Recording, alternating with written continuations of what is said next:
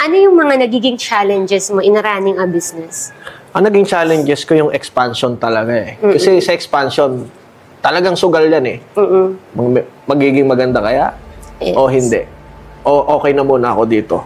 Kasi pwedeng okay ka na talaga, kumikita ka na ng gantong amount, tapos na-expand ka, lalong lumaki costing mo, dumami yung maging ano mo monthly. Yes. Mas lalo ka pang nahirapan pala. So, ang challenge ko, tuwing nag-e-expand ako, kailangan tutok ako talaga. Kailangan nandun ako mismo sa area. Kaya magpapagawa man ako ng bagong product, titignan ko yan, kailangan quality. So, yung challenge ko talaga lagi yan, tuwing nag-expand. At saka yung mga franchise, tinitignan ko yung area kung talagang hindi lang basta magtatayo sila o willing silang magbayad ng check ko rin location kung ano talaga compete. So, yun yung mga challenges ko sa ngayon. Oo, na inaaral mo na inaaral ko na totally walang katapusan yan eh. Yes. Kasi expansion eh. Oo. Hindi mo naman alam nga talaga kung may chance, alam mo. Pero siyempre, meron pa rin percentage yan na pwede kang pumagsak. Kasi di ba parang madali, naging successful ka na, pero yung pagpapalaki, dun ka nahihirapan. Yeah. Parang kang baby ulit yan eh. New learning na naman